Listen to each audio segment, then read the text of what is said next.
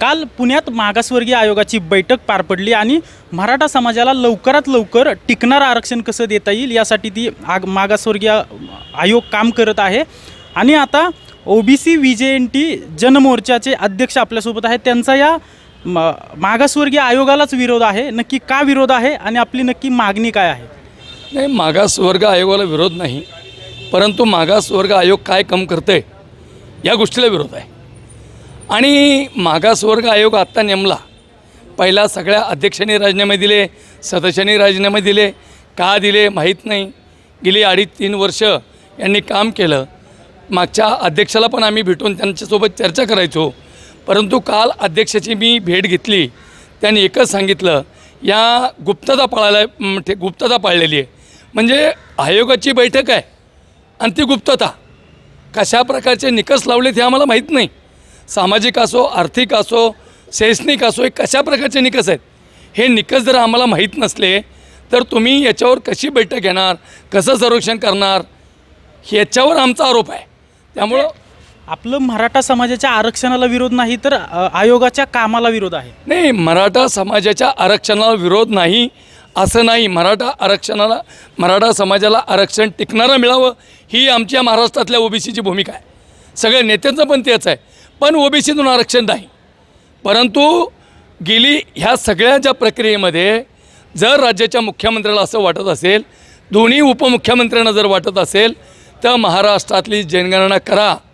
कालच आदरणीय जरांगे साहेबांनी एक भाषा वापरली, या महाराष्ट्रामध्ये 6 कोटी मराठा समाज आहे, माळी कुठे आहे, धनगर कुठे आहे, बाकी बंजारा कुठे आहे, 18 पगड जाती कुठे आहेत, ह्या जाती आहे की नाही महाराष्ट्रात?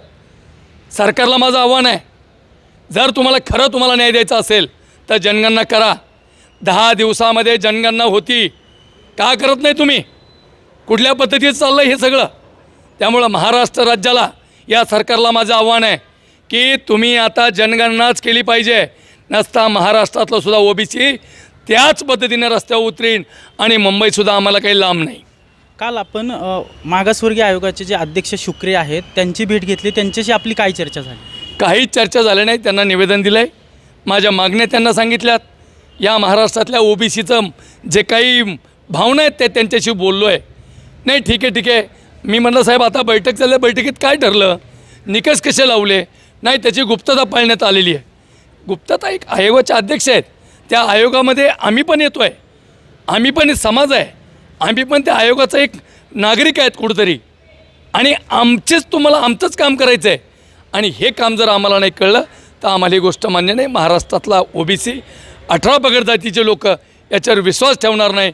त्यामुळे तुम्हाला विनंती आहे की कुठल्याही परिस्थितीमध्ये जनगणना करा, डोके मोजा आणि तशा पद्धतीचं आरक्षण द्या। ओबीसी व्हीजेएनटी जनमोर्चाची पुढील भूमिका काय असणार आहे? नाही, आता आम्ही रस्त्यावर उतरलेच, आतापर्यंत सगळं सहन केलं, आता एक गोष्ट, आणि मी तुम्हाला एकच सांगतो, ओबीसी बांधवांना आव्हान करतो आहे, भावांनो सगळं गेल्यावर तुमचं सगळं जाणार आहे।